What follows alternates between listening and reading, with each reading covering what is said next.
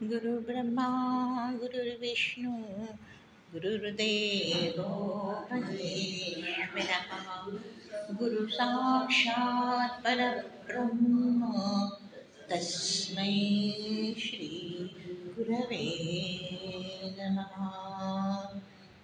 वसुदेवसुतं देवं कंसचाणूरमर्दनं देवकी परमानन्दं कृष्णं वन्दे जगद्गुरुं। नमामि सद्गुरुं शान्तं सच्चिदानन्दविग्रहम्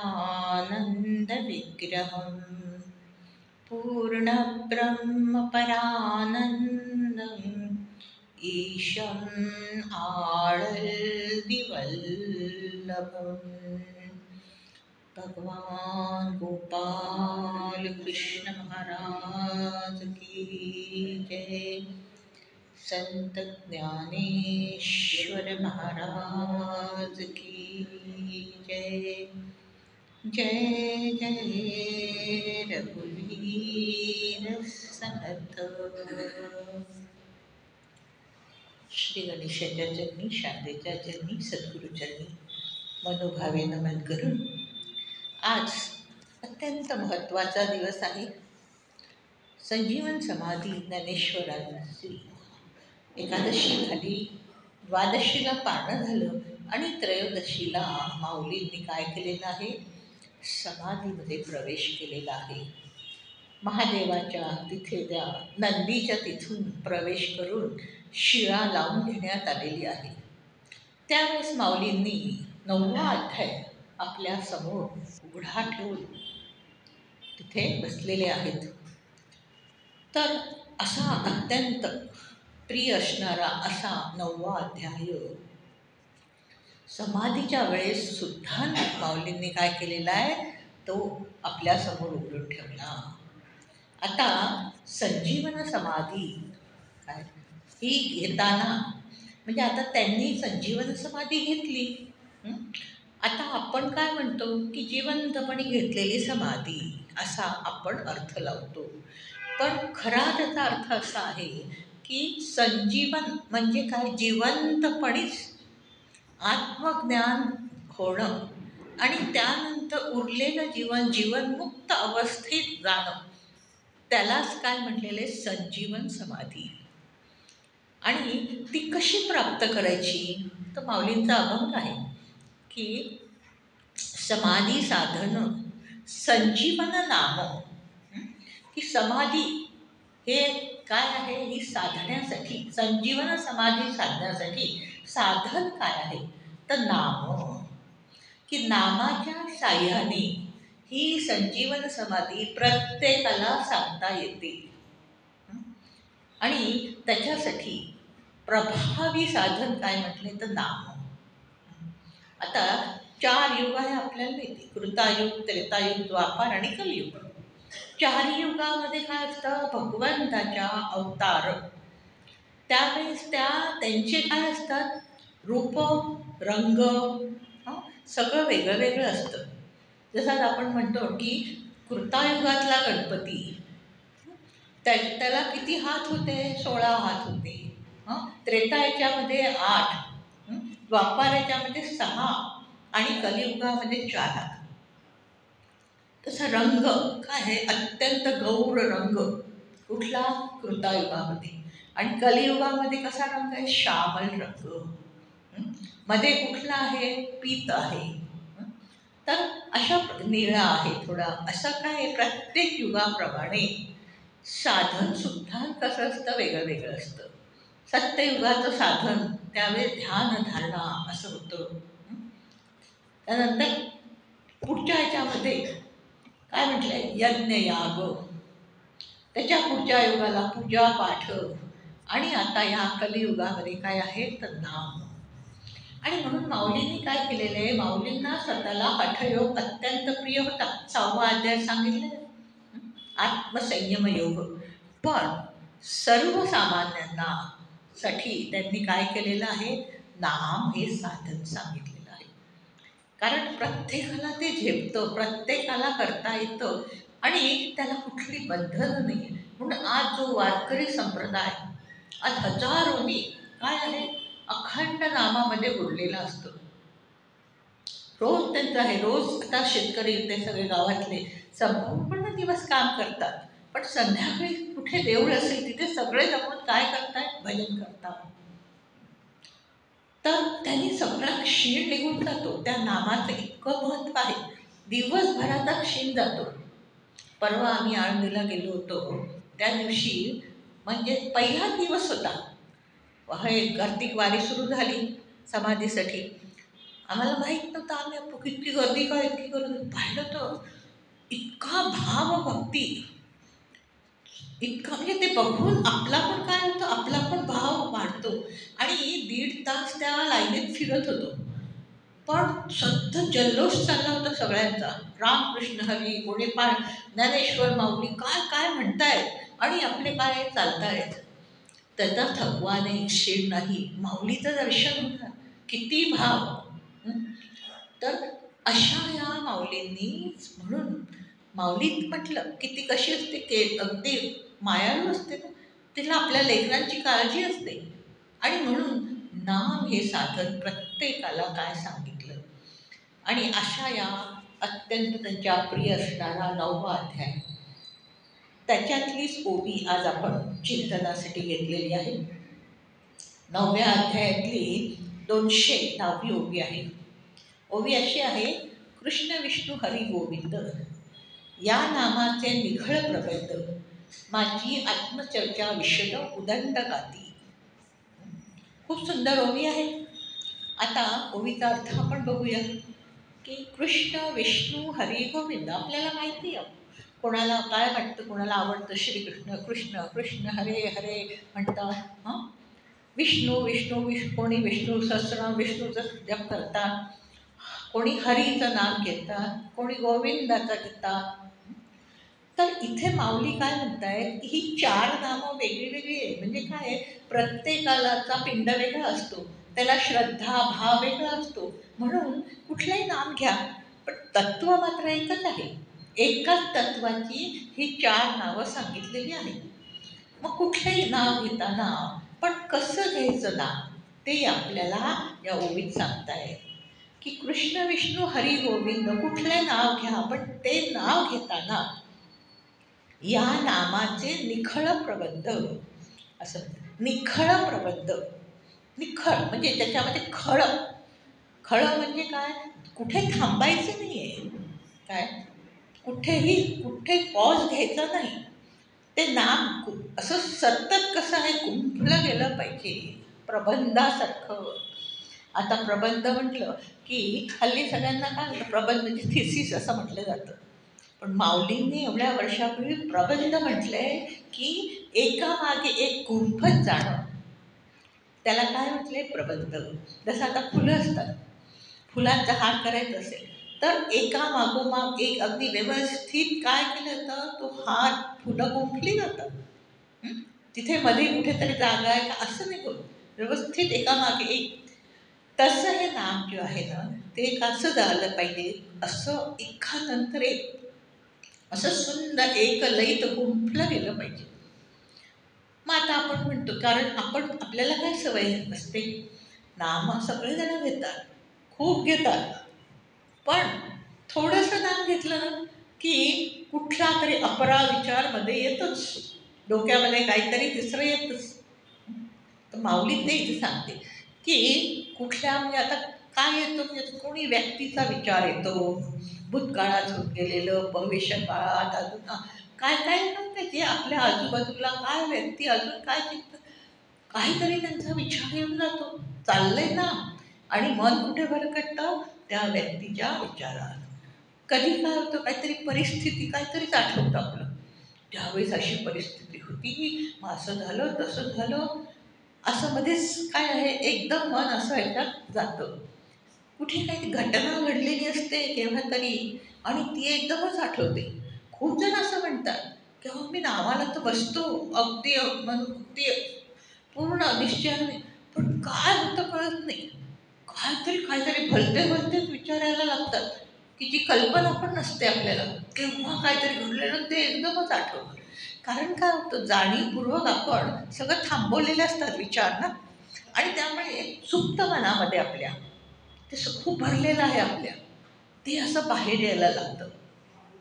म्हणून केव्हाचं घडलेलं, केव्हाचं काहीतरी असं सगळं येतं मनात.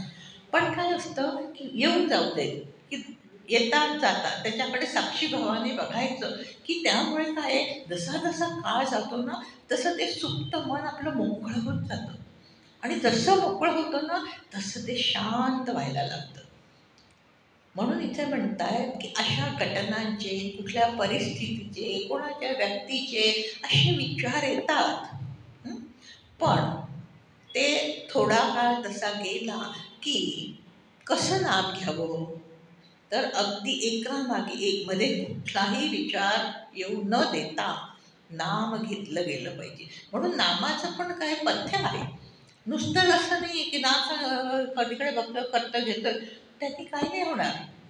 नामाने सगळं काही साधलं जातं की माऊली म्हणजे संजीवन समाधीपर्यंत जाता येतं. पण ते नाम कसं घेतलं पाहिजे ते इथे सांगतात ते, की निखळ प्रबंध, की ज्याच्यामध्ये कुठलाही अपरा विचार न येता गुंफायचे त्याला एकामागे एक. कुठे मध्ये पॉज नाही घ्यायचा, मध्ये कुठल्याही विचारात येऊ द्यायचा नाही.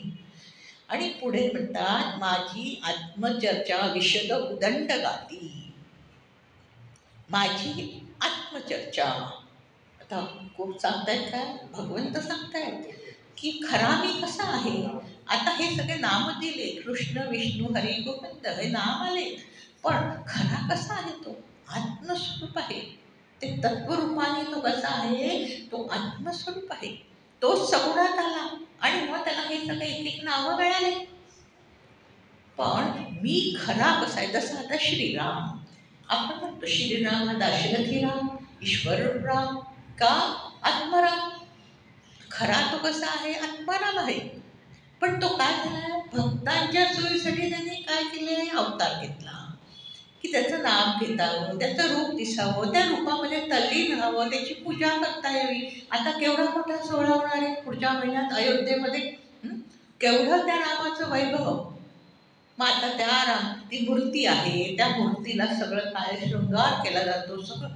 पण खरा तो कसा आहे, तर खरा आत्मस्वरूप आहे. आता असं आपल्याला असं वाटतं की अरे ती मूर्ती दिसते ना, पण तसं नसतं. त्याची प्राण प्रतिष्ठा करतात ना, तेव्हा त्याच्यामध्ये ते चैतन्य प्रविष्ट होत असतं. म्हणून जेवढी जुनं देऊळ, जेवढी जुनी मूर्ती ना, तेवढं त्याच्यात काय आहे, ते चैतन्याचे स्पंदन असतात. आणि ती आपल्याला अनुभवाला येत असतात. म्हणून आपण जातो देवळात. जायचं कशासाठी, नाही तर आपण म्हणतो घरात बसून नमस्कार करू. सगळीचकडे तो भरलेला आहे. किती वेदांत असं म्हणतात. अर्धवट लग्न असतो ना, तेव्हा असं म्हणतात की कशाला जायचे दगडू, काय त्या दगडूशेठला केवढ्या लाईनीत कशाला उभं राहायचं, चतुर्थीला जाऊन आपल्या आपल्या घरात बसून नमस्कार करता येतो. असं नाही आहे. त्या जर आपल्याला जावत असेल तर नक्की जायला पाहिजे. नसेल जावत तर ठीक आहे की चला बाबा आज काय अडचण आहे, काही आहे, आता नाही शरीराचं एवढं साथ देत, तर घरी बसून करा. पण त्या मंदिरातलं, त्या मूर्तीचं जे तेज असतं, त्याच्यामध्ये जे स्पंदन असतात, त्याचा आपल्याला तिथे अनुभव येतो. आणि एक खूप शांतता वाटते मनाला. काय आहे त्यावेळेस दुसरं काही आठवत नाही. पहा तेवढे 2-4 क्षण तरी, आणि खूप प्रसन्न बरं वाटतं. असं हो दर्शन करून आलं ना, खूप छान वाटलं. कारण काय, तो आत्मस्वरूपाने कसा आहे, तो अखंड तेजोमय चैतन्य स्वरूप असा आहे. म्हणून असं म्हटलंय की अशा तो खरा कसा आहे हे पण समजून घ्यायचं. म्हणून इथे माऊली सांगतात, माझी आत्मचर्चा विशद, की आत्मस्वरूपाने मी कसा आहे. जरी तो श्रीराम म्हणून मूर्ती दिसत असली, पण खरा तो कसा आहे, आत्मस्वरूप, हे समजून घ्यायचंय. म्हणून काय, संतांची संगती, संतांच्या संगतीतून, ग्रंथांच्या माध्यमातून हे समजून घ्यायचं. आणि मग विशद म्हटलेलं आहे, म्हणजे अत्यंत स्पष्टतेने समजून घ्यायचं. असं नाही थोडंसं कळलंय, काहीतरी कळलं थोडं आहे बाबा असं नाही. अगदी निश्चय. जसं समर्थ काय म्हणतात, की आत्माराम. खरा कोण आहे? आत्माराम. आता ते स्वतः सुद्धा रामाला मानतायत. तो राम त्यांचे गुरु आहे, राम त्यांचं कुलदैवत आहे, राम त्यांचं आराध्य आहे. पण त्यांना माहीत आहे की तो खरा कोण आहे, तर आत्माराम आहे. म्हणून त्यांनी शेवट काय आत्माराम ग्रंथ लिहून ठेवला की खरा सत्य तो आहे. तर अशा प्रकारे काय आहे, समजून घ्यायचं देवाच्या बद्दल. हे नाम घेताना की खरा कुठलंही नाम घेतलं तरी ते जातं कुठे. जसं तुकाराम महाराज म्हणतात ना की मातीचा केला पशुपती, आणि मग काय होतं, पूजा सगळी केली आणि मग ते काय शिवलिंग मोडून टाकतो, पण ती पूजा कुठे जाते? शिवाला अर्पण होते. तसं आहे की ह्या मूर्तीच्या माध्यमातून, नामाच्या माध्यमातून त्याचं स्मरण होत असतं, आत्मस्वरूपाचं स्मरण होत असतं. असं स्पष्टपणे नीट काय आहे ठसवून घ्यायचं मनामध्ये. आणि मग म्हटले उदंड गाती. उदंड म्हणजे सातत्याने मग म्हणत. मग आता काय करायचं, नाम घेतलं की तो विष्णू कसा आहे बरं, त्यांनी एवढं हे केलं का, ते असं काही नाही. एकदा समजून घेतलं की मग सातत्याने नुसतं ते विष्णू विष्णू करत राहायचं, किंवा हरी हरी हरी बस. का आता कळलंय आपल्याला की तो कोण आहे, आत्मस्वरूप आहे. आणि हे काय आहे, हे साधन आहे. या नामाच्या ह्यानी मी काय आहे त्याच्यापर्यंत पोचणार आहे. तर अशा प्रकारे इथे म्हटलेले की असे गुंफायचं आहे नाम.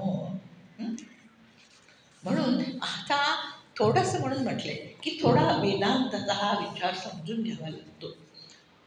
की वेदांत काय सांगतं की आत्मा कसा आहे, तोच आत्मा सगुणात आला. जसं ते हे परब्रह्म विटेवरी पंढरपुराचं काय आहे पांडुरंग, तो विटेवर उभा आहे, पण प्रत्यक्ष काय परब्रह्म स्वरूपच आहे. हे निश्चित काय करायचं, नीट समजून घ्यायचं आहे. म्हणजे शास्त्रीय पद्धतीने शास्त्र जसं सांगतं ना त्याप्रमाणे थोडं तरी शास्त्राच्या अंगाने हे सगळं समजून घेतलं पाहिजे. नुसती भोळी भक्ती असं नाही चालत. त्याच्यामागे विचाराची स्पष्टता लागते. तर आता असं ही ओवीचा असा आपण अर्थ बघितला.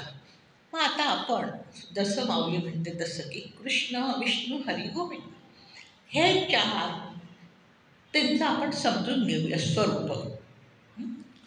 तर कृष्ण पहिला म्हटलेले. आता मूळ धातू काय आहे कृष्ण, कृष्ण. कृष्णाचा अर्थ काय होतो, परिपूर्णता. मग आता पूर्ण अत्यंत, आता पूर्ण काय आहे या सगळ्या, आपण एवढं सगळं जग बघतो, सगळ्यात पूर्ण काय आहे. आपण म्हटलं हो ही खुर्ची पूर्ण आहे, हे पूर्ण आहे. आहे का पूर्ण? ही किती काळ टिकणारे, केव्हा तरी नाश पावणारे. हे किती काळ टिकणारे, केव्हा तरी नाश पावणारे. हे सगळं बिल्डिंग ते सुद्धा काय बरंच वर्ष टिक, खुर्चीपेक्षा त्याला पुष्कळ आहे, पण शेवट जाणारच आहे. आज आपण बघतो मोठे मोठे राजे रजवाडे, हे सगळे काय झाले, आज खंडेर झाले. कारण का, ते सगळं नाशिवंत आहे. म्हणजे काय, अपूर्ण आहे. आणि पूर्ण काय आहे, पूर्ण तेवढा एक आत्मा तेवढा फक्त पूर्ण आहे. आणि म्हणून मग आता असं विचाराने समजून घेतलं, मग त्या अपूर्ण जे आहे त्याच्या मागे लागावं का, हे मिळावं ते मिळावं, असं व्हावं तसं व्हावं. किती मिळवलं तरी ते काय अपूर्णच आहे, कधी समाधान होणारच नाही, त्यांनी तुम्हाला पूर्णता येणारच नाही आहे.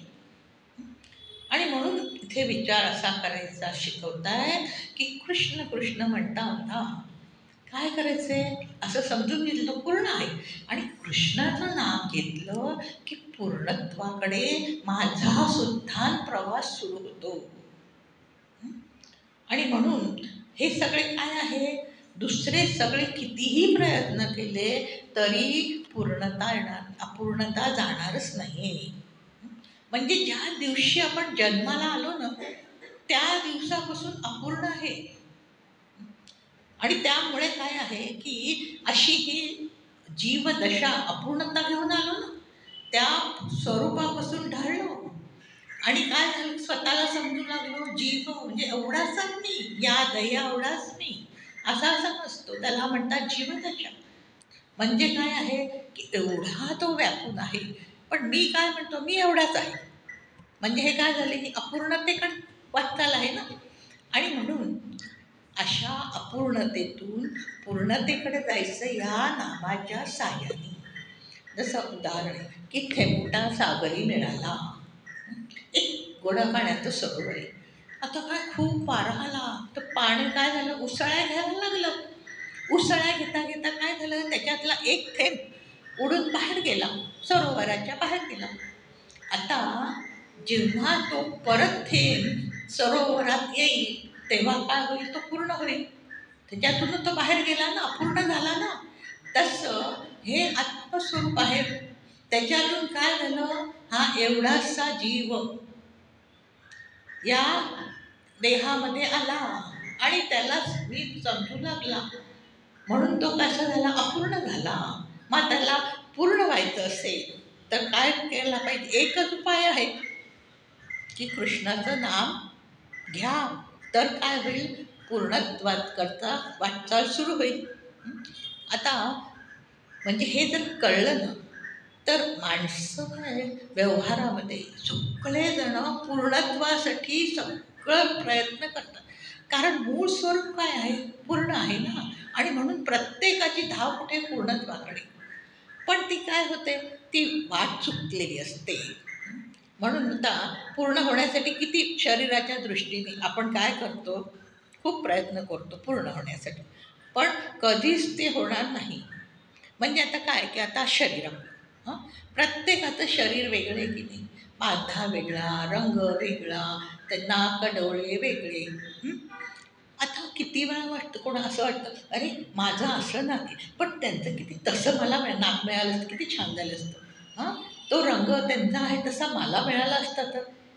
म्हणजे अशा प्रकारे काय आहे, हे नसतं आपल्याला, जे आपल्याकडे आहे त्याच्यामध्ये कुठेतरी कमी आहे असं वाटत असतं दुसऱ्यांचं बघून, की मला जरा तसं हवं होतं. आणि म्हणून काय आहे, म्हणजे मला जे माझं आहे ते मला आवडत नाही, पण दुसऱ्याचं काय बघितलं की तसं मला हवं असं वाटतं. आता उंचीच्या बाबतीत कोणाला, कोणाची उंची कमी असते, कोणाची खूप असते. मग आता बुटके असतात ना, ते काय करतात, उंच टाचाचे हे करून जरा उंच होण्याचा प्रयत्न करतात. किंवा काय करतात की उभ्या उभ्या धाग्याचे कपडे घातले ना की जरा उंच दिसतं. उंच असतात ना ते लोक काय करतात, आडव्या धाग्याचे घालतात, म्हणजे मग काय जरा त्यांची उंची जरा कमी येते. म्हणजे हा काय झाला, हा सगळा प्रयत्न देहाच्या दृष्टीने. कारण काय, अपूर्णता आहे, नकोय मला. हं? हवंय काय मला, पूर्णपणा. आता गोरेपणा, किती त्या युरोपियन लोक असतात ना, खूप गोरे असतात, त्यांना तेवढं गोरे पण नको असतं. ते लोक काय करतात, उन्हामध्ये बसून थोडं टॅग होण्यासाठी, म्हणजे थोडंसं काही कमी व्हावं अशा बस ते करतात प्रयत्न. भगभवीत गोरंपणा कोणाला नको असतं. म्हणजे जे आहे ना त्याच्यामध्ये काय आहे, अपूर्णता.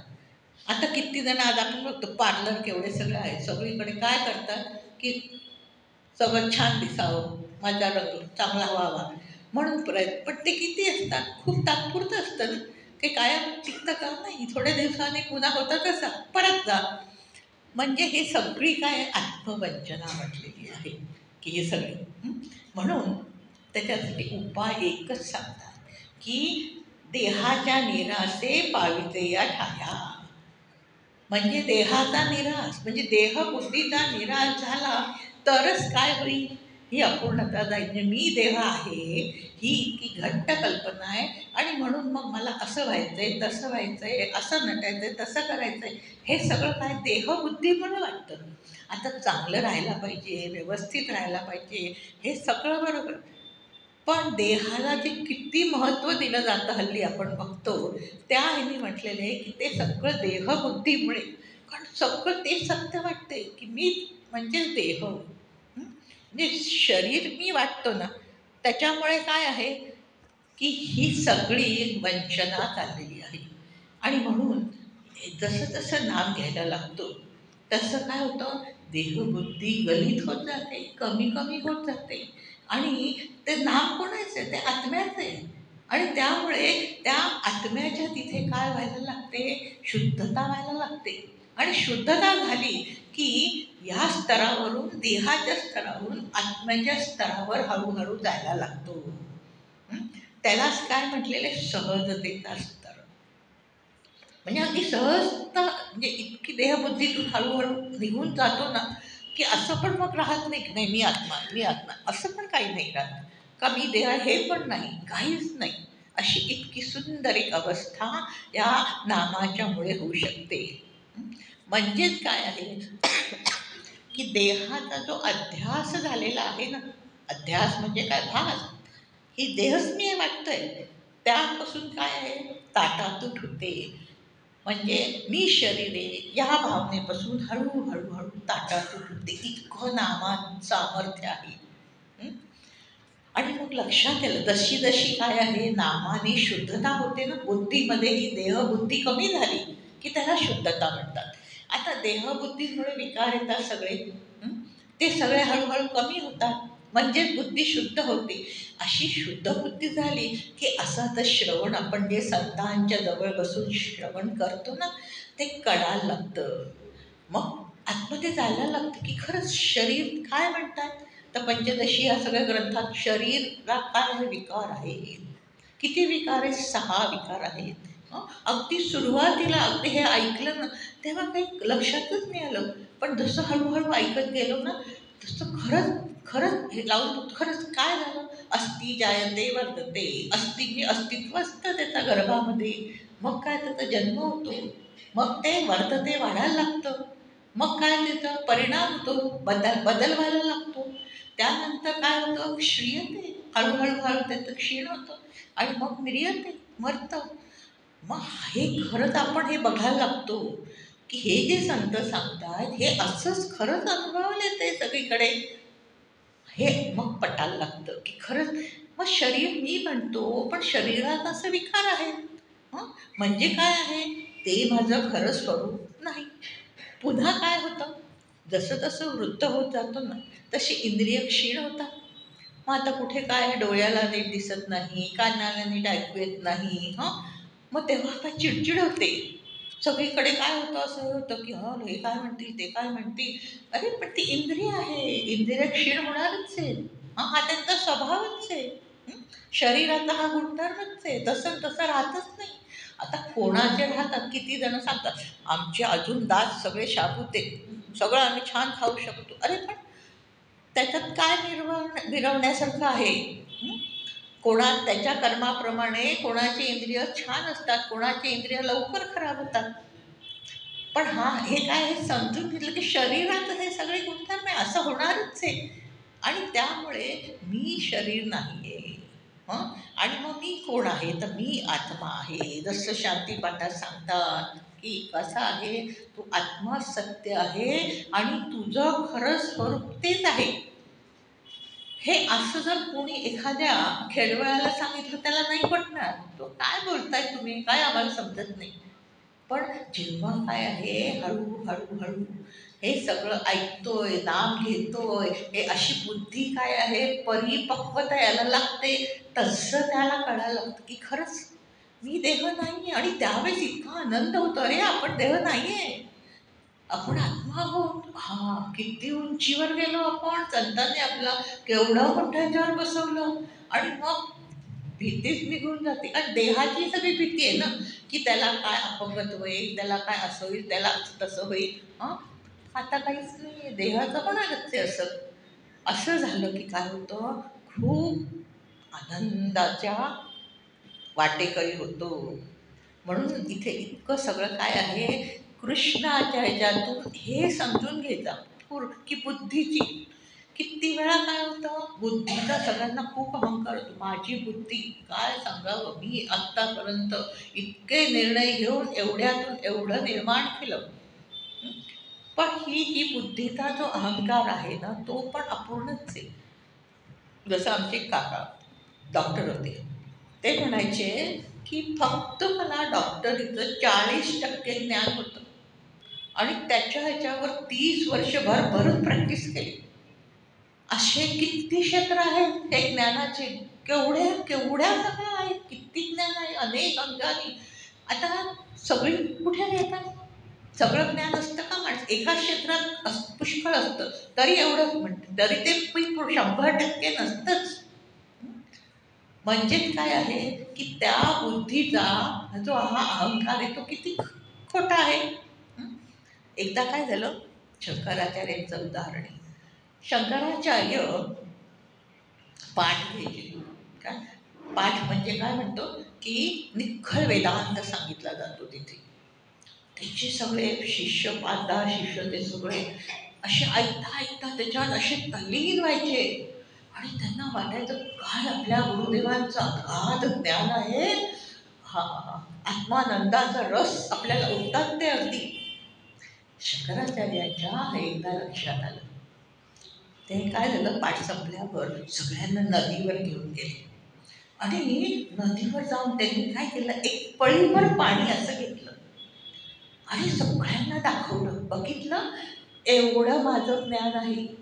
हा नदीचं पाणी हे अफाट, एवढं त्याच्यातलं माझ्याकडे एवढंच ज्ञान आहे. शंकराचार्यांचं बुद्धीचा सागर ते स्वतः असं म्हणताय. मग सामान्य माणसांनी तर किती सावध राहिलं पाहिजे, की किती चुकीचा अहंकार घेऊन बसतो मनुष्य. आणि म्हणून इथे सांगतायत की अशा प्रकारे कुठल्याही क्षेत्रामध्ये परिपूर्णता येणारच नाही. आणि त्याच्यासाठी एकच उपाय काय, की तो आत्मा जाणून घ्या, की जो पूर्ण आहे तो जाणून घ्या. म्हणून काय याच्यात म्हणतात ना उपनिषदात, की एक माती जाणली की सगळी मडकी जाणल्यासारखी होतं. तसं काय एक ब्रह्म जाणलं की सगळं जाणल्यासारखं होतं. मग ज्ञानाची वखवखच नाही राहत, हे जाणू ते जाणू ते जाणू, काय हे काहीच नाही. कारण काय आहे, पूर्णता. त्या म्हणून असं म्हटलेले की संपत्तीची कीर्तीच्या दृष्टीने पण किती संपत्ती असते, किती असते, पण ती किती आहे आता संपत्ती. या भारतामध्ये तो खूप श्रीमंत किंवा या पुण्यात तेवढा श्रीमंत असेल, पण त्याच्यापेक्षा किती संपत्तीवान आहेत. कीर्ती मिळाली कुठे, या संस्थेमध्ये त्याला काय खूप मोठं कार्य केलं, कीर्ती मिळाली. कोण विचारतंय अख्ख्या जगातल्या याच्यामध्ये कुठे आहे त्याचं हे. म्हणजे काय आहे, हे थोडं थोडी जी मिळते कीर्ती संपत्ती ती अपूर्ण आहे, पूर्ण नाहीच आहे. आणि म्हणून उलट काय होतं की जेवढी संपत्ती येते कीर्ती येते ना, त्याच्यामध्ये परत स्पर्धा ईर्ष्या सुरू होतात. कारण आपल्यापेक्षा दुसऱ्याकडे जर जास्त कीर्ती आली, जास्त संपत्ती आली की परत स्पर्धा. अशा प्रकारे म्हणून म्हटले की हे सगळे व्यवहारातले हे जे सगळे प्रयत्न आहे पूर्णतेसाठी, ते सगळे अशी कमी पडतात. आणि म्हणून एक काय आहे, एक नाम घेतलं की त्या नामातून हळूहळू काय होतं, पूर्णतेकडे प्रवास सुरू होतो. तर असं कृष्ण शब्द म्हणता म्हणता काय होऊन जातो मनुष्य, ब्रह्मरूप जो श्रीकृष्ण आहे ना तसा होतो. म्हणून हा एकच मार्ग आहे की तसं होण्यासाठी. तर म्हणजे काय होतं, तशी आपली बुद्धी शुद्ध होते ना नामाने, की तसाही ध्यास लागतो. आणि असं वाटतं नाही नाही मला तेच हवं आहे, मला तसंच व्हायचं आहे, मला तसंच व्हायचं आहे. अशा प्रकारे ध्यास लागून तळमळीने अजून नाम घेतलं जातं. म्हणून हे एक एक नामाचे टप्पे आहेत. की असं सुरुवातीला माऊली सांगतात की नाम कसं गुंफायचं. तसं गुंफत गेलं की ही अशी पुढे पुढे काय होते, वाटचाल व्हायला लागते. आता दुसरं नाम बघणार आहोत आपण, विष्णू. आता विष्णूची व्युत्पत्ती काय आहे, जे त्याचा अर्थ काय होतो की तो व्यापक, तो विष्णू.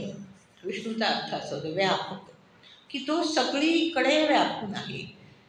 म्हणजे आता काय, जो परिपूर्ण आहे, कोण आहे, आत्मा परिपूर्ण आहे त्याला कृष्ण म्हटले. जो सगळीकडे व्यापून आहे, आत्मा सगळीकडे व्यापून आहे, तोच विष्णू म्हटलेला आहे. तर आता हा विष्णू कसा आहे, सगळीकडे निरपेक्षतेने भरून आहे की नाही. आणि म्हणून त्याचं नाम घेता घेता काय होतं, तर मनुष्य व्यापक व्हायला लागतो. त्याचा जो संकुचितपणा आहे ना तो हळूहळू कमी होत जातो. आणि आपोआप कसा होतो, व्यापक होतो. आता संकुचितमध्ये काय आहे, मी, माझं, माझं घर, माझं धन, माझं हे. तर पूर्वी कसं होतं आपल्याकडे, की सणावाराला सगळ्याला काय, मोलकरणीला सुद्धा ताट वाढून दिलं जायचं, कपडा लत्ता घेतला जायचा. म्हणजे हे सगळे काय आहे, सगळे आपले आहेत. आता काय आहे, फक्त मी आणि माझा एवढाच हा संकुचितपणा आलेला आहे ना. तो संकुचितपणा हळूहळू काय होतं, नाम घेतल्याने कमी होतो आणि असं मन व्यापक व्हायला लागतं. आता पहा, प्रत्येकाला काय आहे असं वाटतं की नाही, की प्रत्येक त्या व्यापक आत्म्याचा अंश आहे प्रत्येकजण. म्हणून प्रत्येकाला काय वाटतं, की मी खूप माझा वाढवावा. म्हणजे काय होईल, मी सगळीकडे व्यापून, म्हणजे माझं नाव सगळीकडे व्यापून राहील. मग काय किती प्रयत्न करतात, खूप व्यवसाय वाढवायचा. आज बजाज, अमका, किती सगळे नावं आहेत. पण ते किती टिकणार आहेत? अजून 10 वर्षांनी काळाच्या त्याच्यात गडप होऊन जातात. किती आधीचे आले, गेले. आत्ता आहेत ते परत जातील. किती व्याप वाढवला तरी तो काय अखंड टिकणाराच नाही आहे.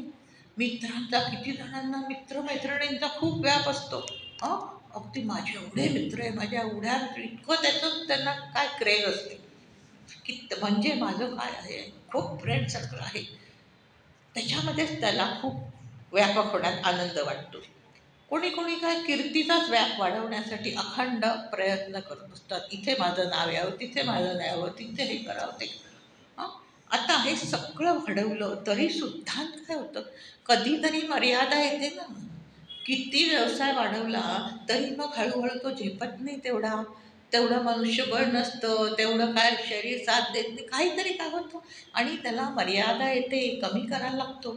मग तिथे नाराजी येते, दुःख येतं की नाही. म्हणजे व्यवहारातल्या अशा प्रकारे हे सगळे व्याप वाढवण्यामध्ये काय आहे, दुःख आहे. हं? आणि म्हणून हे सगळं काय आहे, एकच त्याच्यातून लक्षात आहे, की निरपेक्ष व्यापक जो विष्णू आहे त्याचं नाम घेत गेलं तर काय होणार आहे, आपोआपच माझं मन व्यापक होत जाणार आहे. हे सगळे असे प्रयत्न करून व्यापक नाही होणार. मग आता खूप जणांना असं असतं, कीर्ती खूप हवी, मला उदांड कीर्ती हवी. खूप लोक इच्छा खूप असतात सगळ्यांच्या. हं? आणि त्या इच्छेप्रमाणे कुठेतरी टी व्हीवर नाव यावं, रेडिओवर नाव यावं. अशा त्यामुळे ते प्रयत्न करत असतात. कुठे कुठे काहीतरी काहीतरी, कुठे कुठे मी सगळं दिसावं तिथे, की मी आहे इथे. किती म्हणजे अगदी त्याच्यामधले केविलवाणा म्हणजे ना, किती जण ना किल्ल्यावर जातात बा. तिथे गेलं ना, तिथे नावं लिहून ठेवतात आपलं. म्हणजे हा किती केविलवाणा, की माझं नाव सगळ्यांनी वाचा. म्हणजे माझी किती, म्हणजे हे खुळचटपणा आहे ना हा सगळा. असा मनुष्य व्यापक होण्यासाठी अशी सगळं करत राहतो. हं? आणि म्हणून म्हटलेलं आहे, की खरी ही सगळी अशी कीर्ती जी आहे ना ही मिळणारी, ही कधीच खरी नाहीच आहे ती. कारण भागवतात म्हटलेले, की ज्या वेळेस भगवान श्रीकृष्ण निजधामाला गेले तेव्हा कीर्ती त्यांच्याबरोबर निघून गेली. आत्ता आहे ती काय, कीर्तीची सावली आहे. तर सावलीसाठी एवढा सगळा खटाटोप करतात सगळेजण. आयुष्य सगळं त्याच्या मागे. तर म्हणून, आणि दुसरी गोष्ट अशी आहे, की कीर्ती असं म्हटलं तर कीर्ती अखंड कुमारिका आहे. कारण कीर्तीला जे आवडतात ना त्यांना कीर्ती नको असते.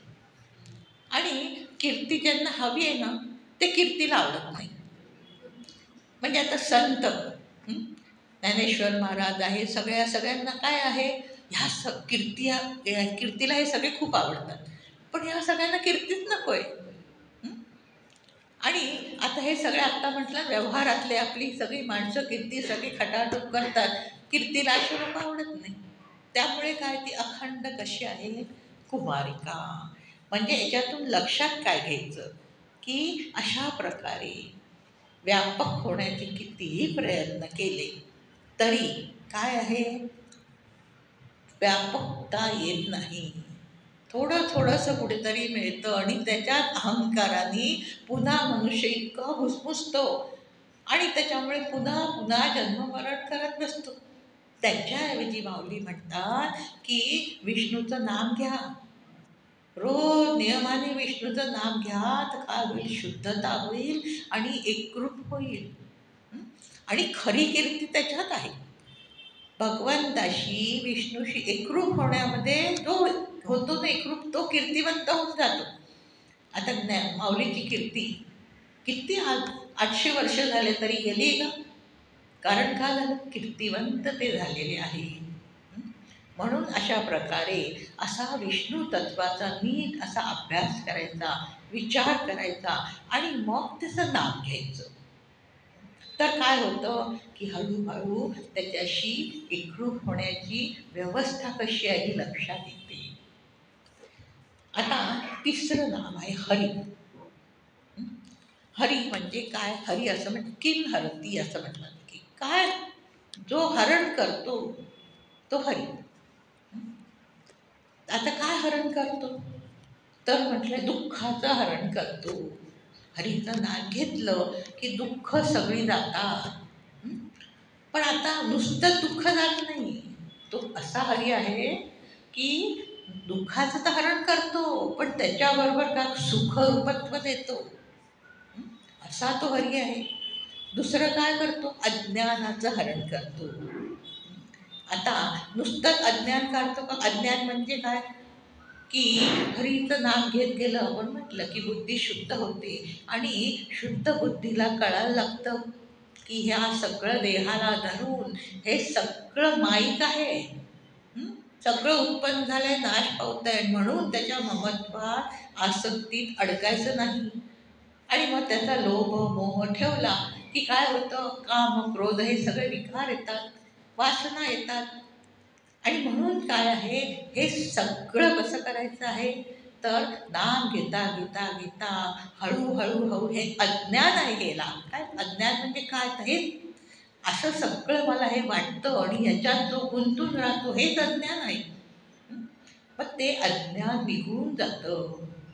आणि नुसतंच अज्ञान निघत नाही, त्याच्याबरोबर ज्ञान येतं. म्हणजे काय, देहाला धरून हे सगळं मी समजत होतो ते सगळं जातं आणि खरा मी कोण आहे हे कळायला लागतं. म्हणून हरी या नामामध्ये इतकं काय आहे, इतकं वैभव आहे की दुःख जातं आणि सुखरूपता येते, अज्ञान जातं आणि ज्ञान येतं.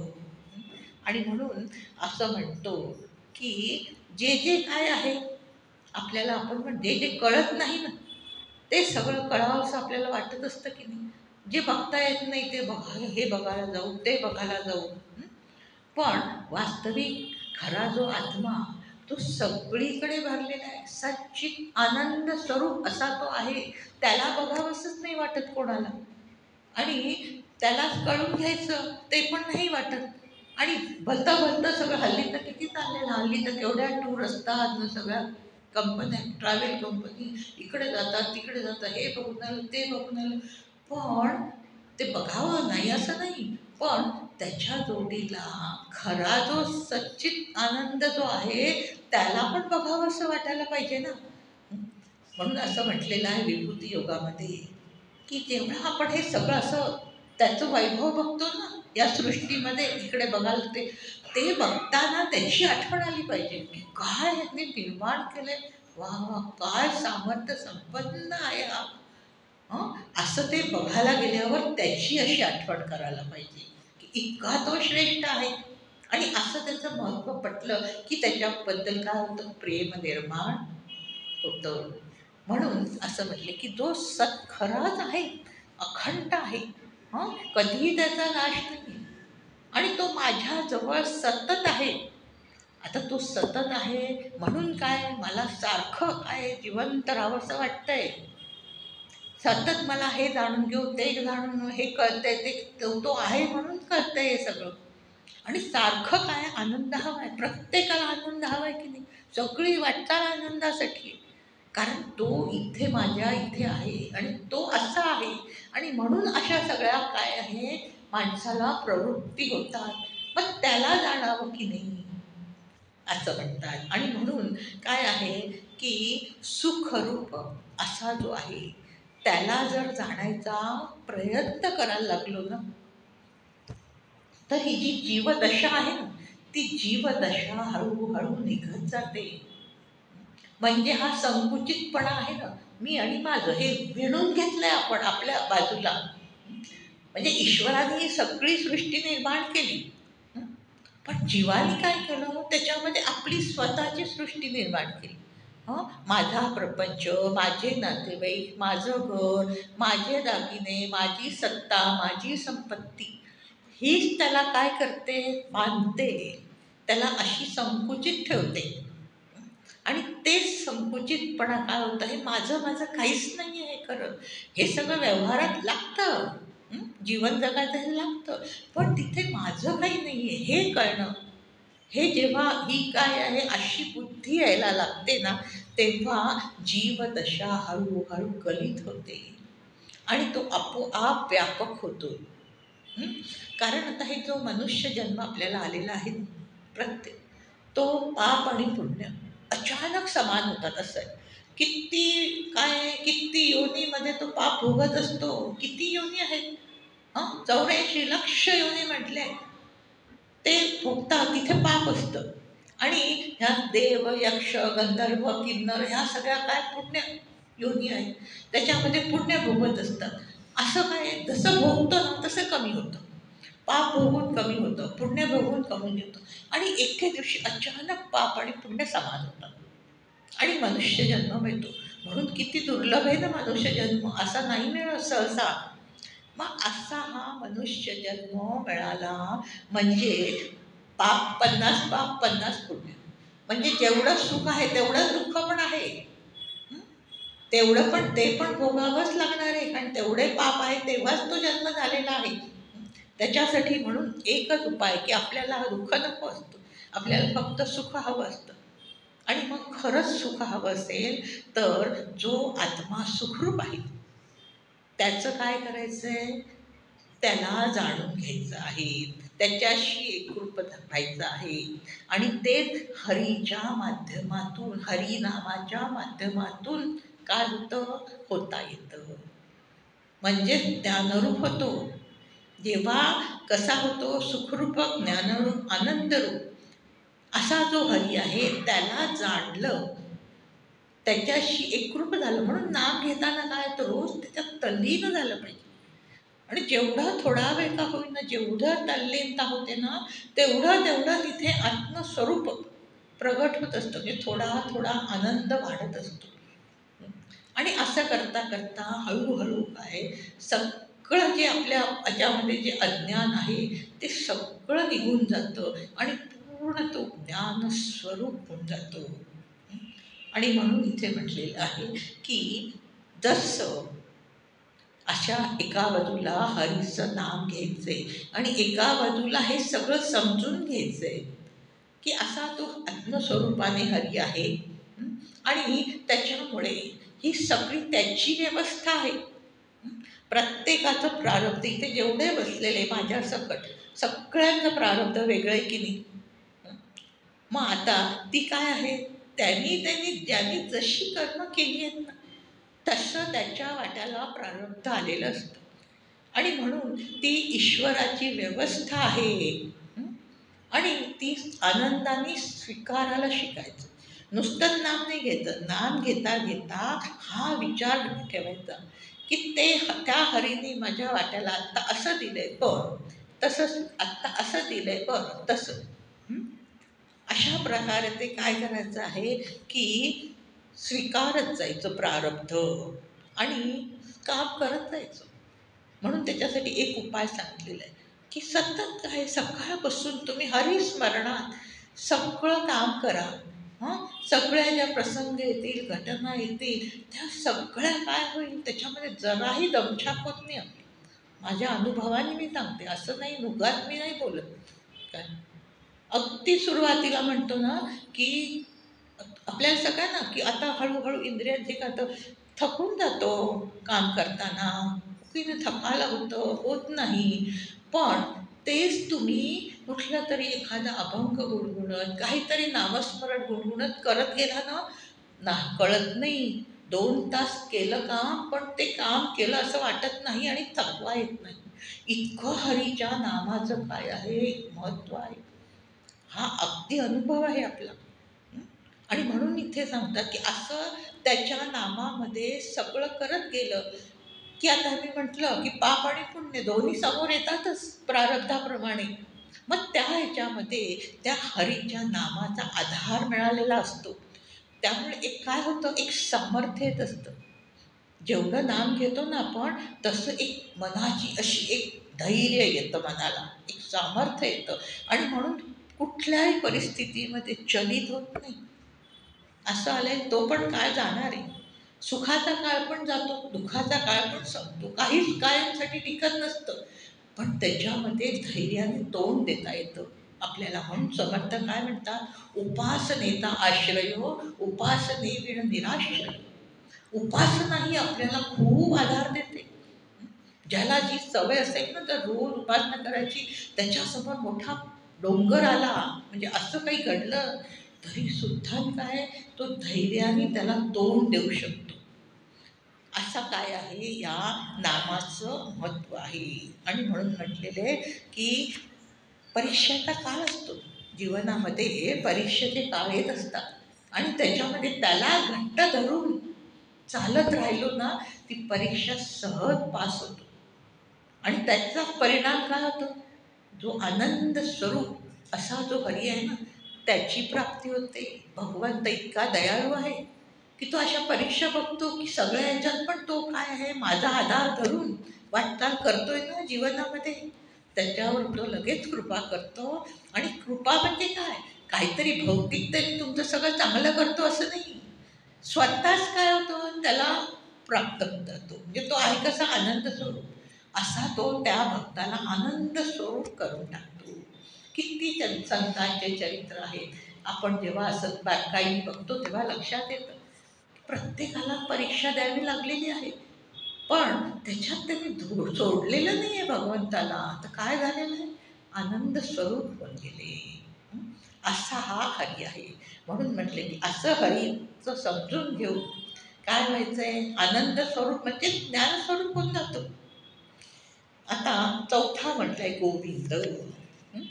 की कृष्ण जो आहे, जो हरी आहे, हं? जो विष्णू आहे, तोच गोविंद आहे. हं? आता गो म्हणजे काय, इंद्रिय. इंद्रियांचा व्यापार ज्याच्या सत्तेवर चालतात तो गोविंद. हं? ही सगळी आपली इंद्रिय, ज्ञानेंद्रिय, कर्मेंद्रिय, सगळी कोणाच्या सत्तेवर करतायत, आतमध्ये तो आहे म्हणून ना, चैतन्य स्वरूप.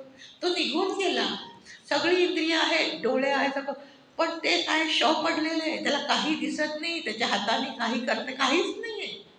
कारण सत्ता कोणाची आहे, त्याची आहे. हं? म्हणून ह्या ज्या प्राणाला आपल्या वर नेतो, खाली नेतो, तोच नेतो. तो आतमध्ये आहे म्हणून. आपण काहीच नाही करत, हे सगळं काय त्याच्या सत्तेने चाललंय. आणि असा जो प्राण अपान त्या आत्म्याच्या सत्तेवर हे सगळं करताय, सगळ्या हालचाली, सगळं नियंत्रण त्याच्या सत्तेवर चालतं आहे. जसं आता की तो गोविंद प्रकाश स्वरूपाने आहे. म्हणून असं म्हटलं जातं की देव म्हणजे काय, प्रकाश. आतमध्ये त्याचा प्रकाश आहे आणि त्या प्रकाशामध्ये काय आहे, हे सगळं व्यवहार चाललेले आहेत. आपल्याला वाटतं सूर्याच्या प्रकाशात चालतात, पण सूर्याला कोणाकडून मिळते, त्याच्याकडून मिळतो प्रकाश. काय, असा तो प्रकाश स्वरूप आहे. हं? आणि म्हणून जे तो जर आतमध्ये असेल ना, किंवा तो जर भानावर असेल तरच आपल्याला समोरची वस्तू दिसते. जसं आता एखादं काय आहे, कोणीतरी कारीगर काहीतरी अगदी त्याच्या कामात व्यस्त आहे, तिथून खूप मोठी मिरवणूक गेली, थोड्या वेळाने कोणी मनुष्य आला, त्याने विचारलं, अरे इथून गेली का? हो का, माहीत नाही, मी माझ्या कामात व्यस्त होतो. म्हणजे काय, तो आत्मस्वरूपाचं लक्ष तिकडे नव्हतं. तो जिथे काय आहे, जिथे व्यस्त असेल तेवढंच त्याला काय आहे लक्षात येतं. म्हणजे तो हवा तिथे, तो हजर नसेल तर तिथून किती काय झालं तरी त्याला कळत नाही. तसं झोपतो ना मनुष्य, झोपल्यावर किती जणांना डोळे उघडे ठेवायचे, सर डोळे उघडे असतात, मग गाढ झोपलेले असतात पण डोळे असे उघडे असतात, काहीच दिसत नसतं. पण तिथून चोर येऊन काही घेऊन गेला तरी त्याला कळत नाही, कारण तो आत्मप्रकाश काय ते आत्ता लीन झालेला असतो. तिसरं उदाहरण आहे की झोपतो, गाढ झोपतो. खूप महत्त्वाचं आहे हे लक्षात घेणं, की ज्या वेळेस आपण गाढ झोपतो त्यानंतर स्वप्न पडतात. आता बाहेर अंधार असतो, हा प्रकाश नसतो दिव्याचा, सूर्याचा प्रकाश नसतो, इंद्रिय सगळी कशी आहे, लीन झाली आहे, मन बुद्धी सगळे लीन झालेले आहेत. तरी सुद्धा स्वप्न ढळढळीत दिसतात. दिसतात की नाही? मग कसे, कधीतरी विचार येतो की कसे काय दिसतात, कोणाच्या प्रकाशात दिसतात? आत्ता तर सगळा अंधार आहे तरी ते दिसतात. आणि त्याचा अनुभव किती वेळा कोणी मनुष्य किती आनंदी होतो, काहीतरी ते बघून तो रडतो. कोणी परवा एकदा म्हणते, अहो मला असं झालं, मी ढळा रडत होतो आणि जाग आली आणि मी ढळा रडत होतो. पाहिलं तर काहीच नव्हतं, पण ते दिसत असतं, त्याचे परिणाम पण होतात. मग ते कोणाच्या प्रकाशात होतात? तो आतमध्ये आहे. आत्मप्रकाशामध्ये हे सगळी स्वप्न आपल्याला दिसतात. म्हणजे कळतं की नाही की तू आहे आतमध्ये. असा आपल्याला अनुभव येत नाही, पण असं जेव्हा लक्षात घेतो की प्राण चालले कोणाच्या सत्तेवर, त्याच्या इंद्रियाची हालत एवढी बोलते कोणाच्या सत्तेवर, त्याच्या. तू निघून गेला तर बोलता येईल का? काहीच नाही होणार. असा तो असा म्हटलेला आहे की असा तो हजर असतो अखंड आपल्याजवळ. म्हणून डोळा हा डोळ्याने बघतो, पण ते तर काय गोलक आहे, त्याच्या आतमध्ये तो आहे. त्याच्यामुळे आपल्याला हे सगळं दिसतं आहे. नुसत्या डोळ्यांनी इंद्रियांनी नाही दिसणार तो नसला तर. म्हणून असं म्हटलेलं आहे की असं ज्याच्या सत्तेवर ही सगळी इंद्रिय सगळी कार्य करतात, असा तो गोविंद. आणि म्हणून त्या गोविंदाचा काय काय छंद लावून घेतात. म्हणून म्हटलंय ना की गोविंद गोविंद मना लागलिया छंद. तेव्हा छंद लागतो ना त्याचा, असा त्याच्या नामात तल्लीन होतो ना, तेव्हा सगळं देह भान हरवतो, इतका आनंद आनंद येतो. आणि मग काही इंद्रियांची अवस्था असेल ना तरी त्याचं का स्वरूपानंद. पावसचे किती वर्ष असे बसून नसायचे, पण आनंद. कारण काय, इंद्रियांचं काही हेच नाही आहे की मला चालता येत नाही, मला इकडे जायचं आहे, काहीच नाही, कारण तो आनंद मिळालेला आहे. म्हणून अशी आपण काय संतांची उदाहरणं घेतली की लक्षात येतं की मनुष्य जन्मात येऊन त्यांनी हे सगळं मिळवू शकले. असं नामाच्या माध्यमातून मिळवता येतं. आणि म्हणून लक्षात आणून देतात समर्थ, पण आपल्याला म्हणतात विषय जनित सुखे सौख्य होणार नाही. म्हणून या विषयांच्या मागे धावून तुला खरं सुख मिळणार नाही. की म्हणून खरं ज्याच्या सत्तेवर चाललेलं आहे त्याच्या मागे लाग, त्याचा छंद लावून घे, तर काय होईल की तू हे सगळं जे सगळं बघितलं नाही तो सगळा आनंद तुझ्या वाट्याला येईल. आणि म्हणून ते सांगतात की अशा प्रकारे पूर्णता, व्यापकता, विष्णूची व्यापकता, अज्ञानाचा हरण करणारा हरी आणि इंद्रियांचा स्वामी ज्याच्या सत्तेवर हे कार्य चालतं, ही जी नामं आहेत, ही नामं अशी समजून घेऊन ते नाम घेतलं म्हणजे आता वेदांताच्या अर्थाने ही नामं समजून घ्यायची.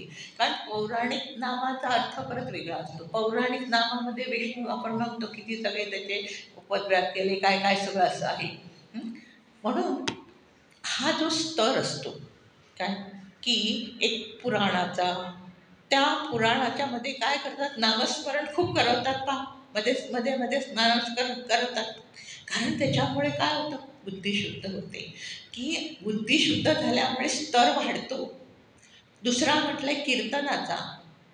मग कीर्तनामध्ये काय असतं की थोडंसं वेदांत सांगितलं जातो, बाकी सगळ्या गोष्टीच्या माध्यमातून सिद्धांत सगळा सांगतात.